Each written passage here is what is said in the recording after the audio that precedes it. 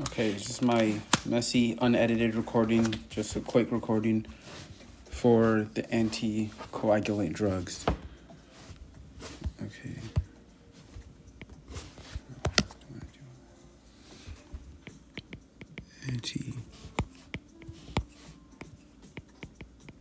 Anti-clot. It's gonna deal with the two parts of clotting: secondary versus primary hemostasis. So primary is, of course, platelets. Secondary is clotting factors.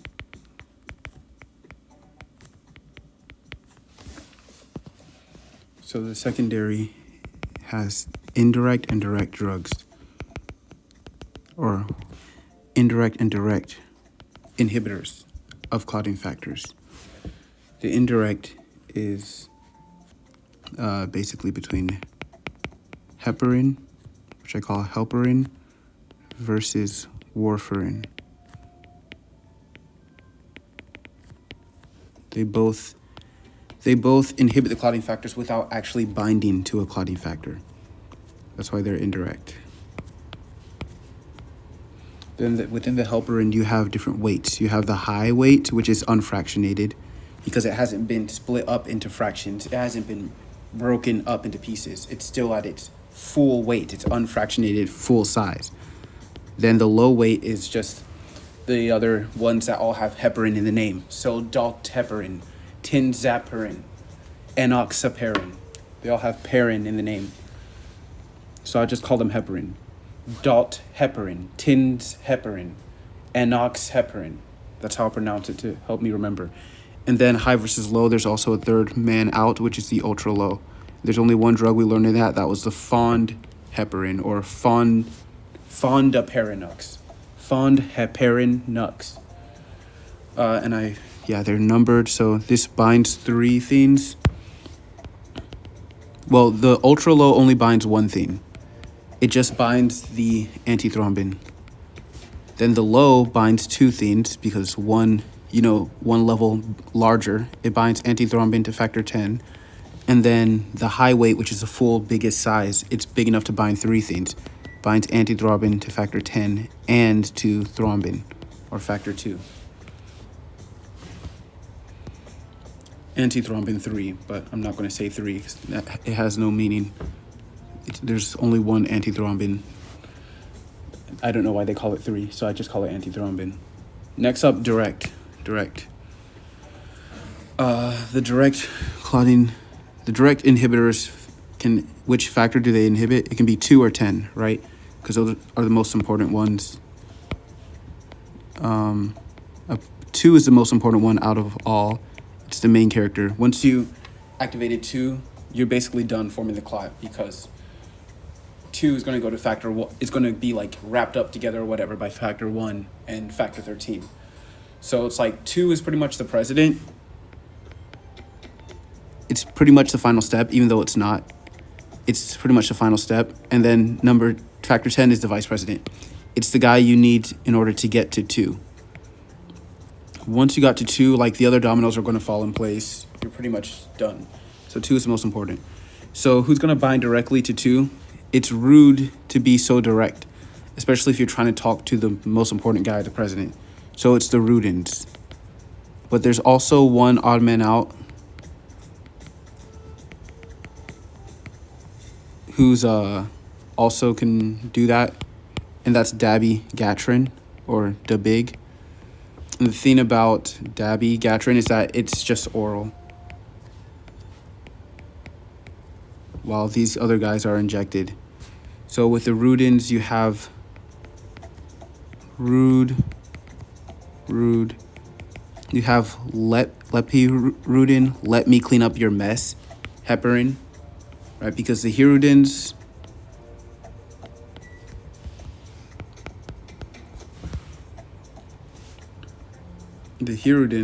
are important because of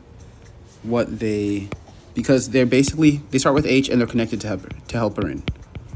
They're connected to heparin. They're connected in the sense that, just like I do heparin versus warfarin, I could have done heparin versus hirudin. And maybe I should. They're kind of like a pair. The reason they're a pair is because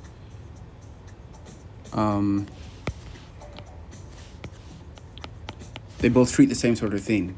When you're looking at 2 versus 10, what's the difference? 2 is the last step. So, and 10 is the pre-step. Or I could say first versus second. The reason it's early versus late, I could say early step versus a later step. Why that's significant is that the later step, if the clot is already made and you're attacking the step that happens when the clot is already basically made, then you can actually fix clots. You can get rid of them. You can treat. Versus with an earlier step, if you're targeting an earlier step, all you can do is prevention. Treatment versus prevention. Which is why you can treat DVT with Helperin, right? Because it affects factor 2. Indirectly affects factor 2. And I forgot to put that. I was supposed to put that here. Whereas if you're affecting factor 10 with the X bands, which are these guys, then that's just going to prevent clots in settings like AFib. So I'll put 2 here. And then vitamin K here for warfarin.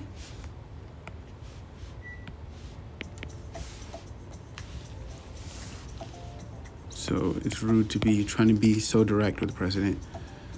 Vice president. Factor 10, the Roman numeral is X, right? So I put 10, I could just as easily put factor X. Maybe I should have. I just don't like Roman numerals. But it's helpful here to remember that because it's literally factor XA or activated factor 10, which is why they all have XA band in their names. All of these drugs, the X bands, because they're literally banning factor X. They're banning factor 10. So you have like 4 different names of them, which are not really important. You have API or APE, you have rivoxaban, so I call it River, apixaban, APE, you have edoxaban, so Edo, like the Nigerian Edo state where my parents are from, and betrixaban, so I just put bet or whatever. It's kind of like air, water, earth with Edo, earth, and then fire, kind of, not really, whatever. We don't really focus on the names of those individual ones. The overall thing with the X band is that shout out to my brother Isaiah. The overall idea with the X band is that they like ketoconazole. It helps them. Something that doesn't help them, something that inhibits them, is smoking that rifampin. So I'm going to call ketoconazole the fungal fox. It's a drug that's used for treating fungus. It's an azole drug that's used for treating. Azole means it's used for treating fungus. And then, of course, this is rifampin, which is just an RNA drug. Keto sounds like a fox to me because of kitsune. It's like a Japanese thing, so that's not going to help most people. You can just ignore that. It's a whole thing, but it's already like in my head, so I use it for anything that says keto. I think about foxes. The big, who's his freaking antidote, his nemesis, I dare you. Shout out to Hiro Lakani for that one. Oh, you think you're the big guy on campus? I dare you to try something. So they're enemies. This is the drug. This is the antidote. Hiruden. Oh yeah, so you have lepirudin, let me fix your mess, heparin. So that treats HIT.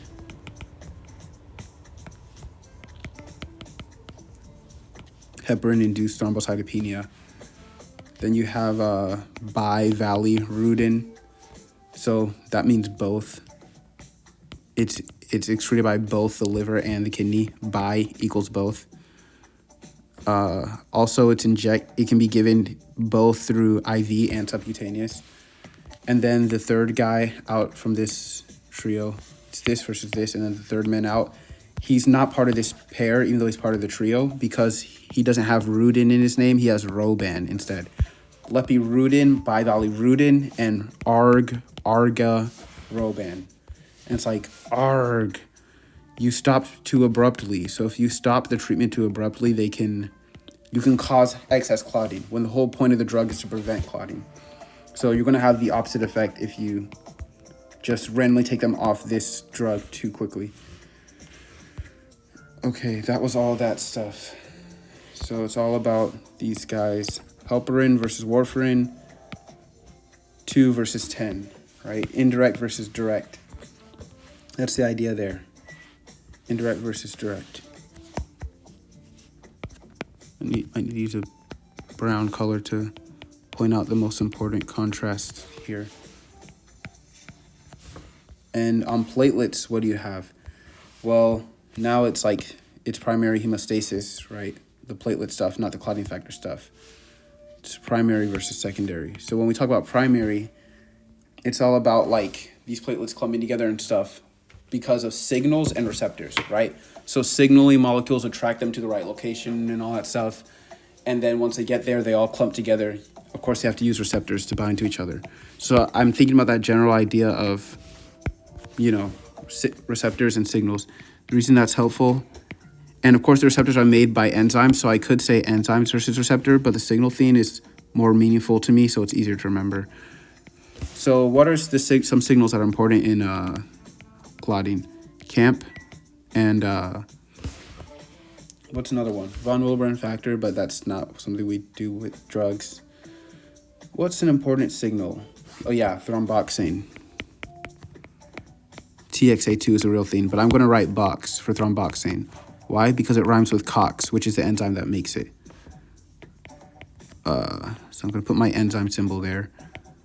So you have PDE3 inhibitors because PDE3 is the enzyme that destroys CAMP, which I put a versus, they're against each other. And CAMP is a signal that causes clotting. So this causes clotting, which means this guy who's against it will decrease clotting. Oh, sorry. No, this is against clotting. This guy increases clotting by destroying CAMP. So if you want to give a drug that's against clotting, it's going to inhibit this guy. So the drug xylostazol, the PDE3 inhibitors are basically just like CAMP increasers. I just think of them as CAMP increasers. So xylostazol starts with C, CAMP starts with C.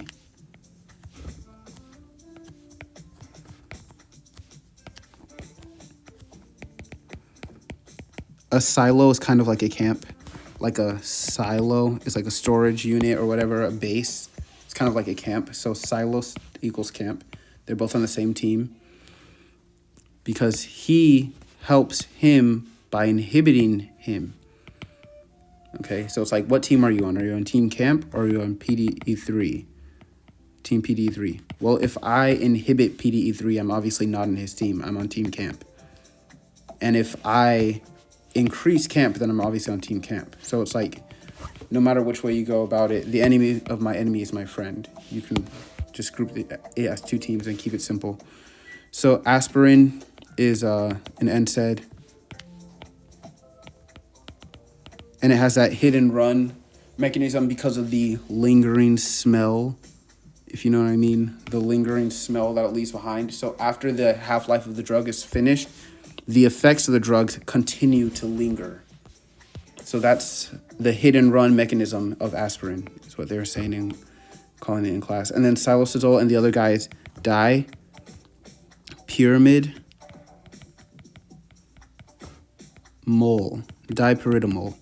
So it's like, just like you have like this guy who's helping the camp, you can also set up your camp in a pyramid, I guess. So I'll put a tent. That was kind of what I was trying to use. Not the best thing ever, but having trouble thinking of something for that. So that's what I got for now.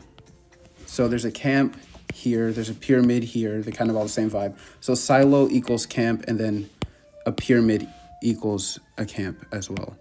That's where the pharaohs set up camp in their fancy pyramids. So that's just to know, like, basically, these guys are on the same team. These guys are on the same team. So that's that. 23, 24.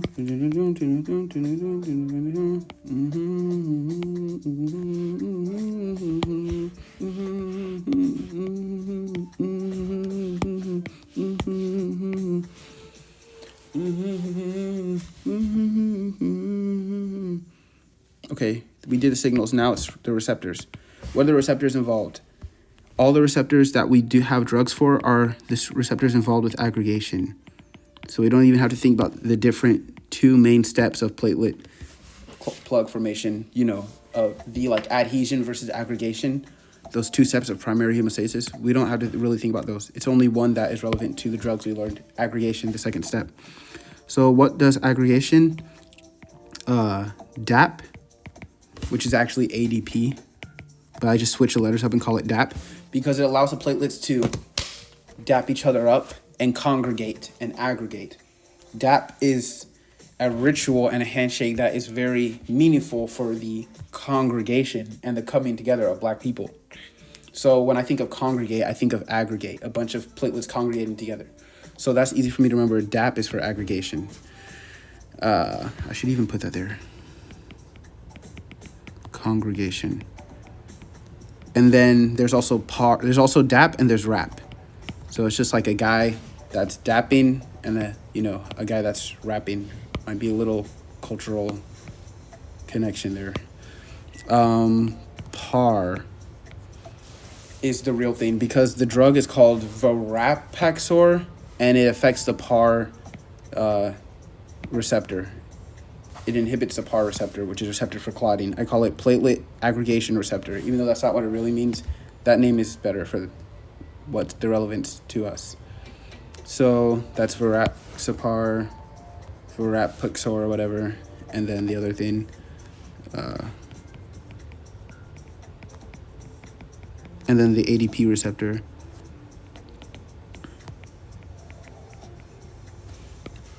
ADP piece receptor, which is called P2Y12 or something like that. That's the name of the receptor.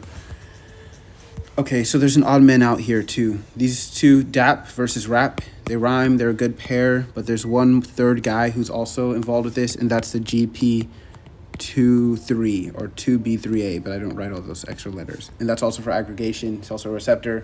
So I could do it as this, how I've done it, DAP versus RAP for the rhyming pair, but I could also do it as DAP versus GPT or GP23 for this pair where this is the first step, or it's like an earlier step of platelet aggregation, and this is like the last step of platelet aggregation. Last step. Early step. This is like platelet activation. So this is just how you start platelet aggregation. This is how you finish it off. So they're a nice opposite pair too when I think about, because I kind of have in my head platelet aggregation split into, those two components. So that's that. And then there's actually a third category. There's also a third odd man out when it comes to this whole thing of anti-clotting. The main two parts are primary versus secondary hemostasis, but there's also something I'll call tertiary, which is not a real thing, but it's because it's after hemostasis. So primary hemostasis, secondary hemostasis, and then after hemostasis. Maybe I'll remove the tertiary thing to not get confused later. It's just after hemostasis.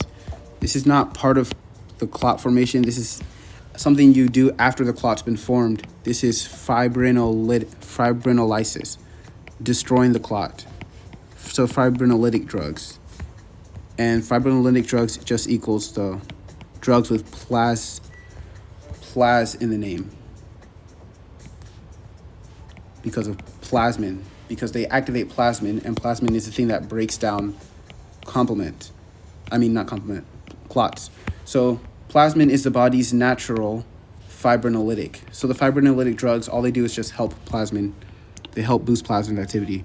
So you have alteplase. So all the plasmin. That's what I call it. All the plasmin. And you have connect the plasmin,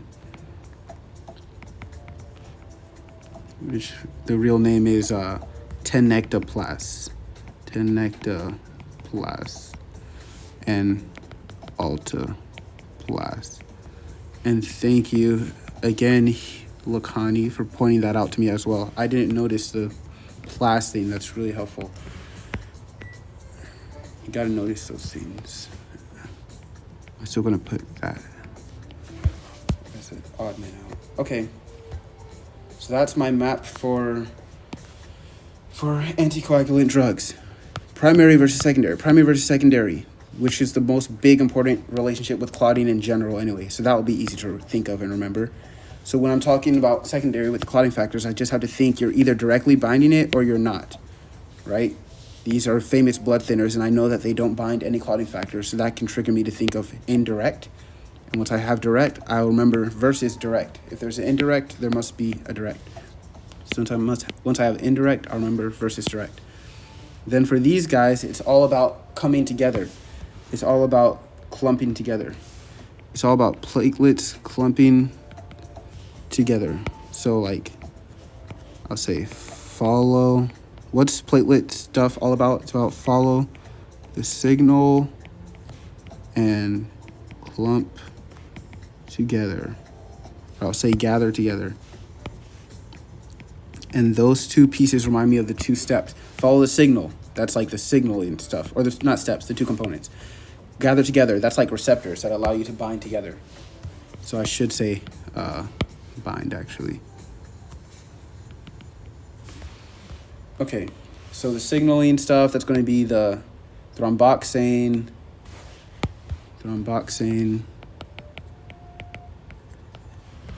the enzyme that makes that. So that's going to be aspirin, and then CAMP is also a signaling molecule. Good.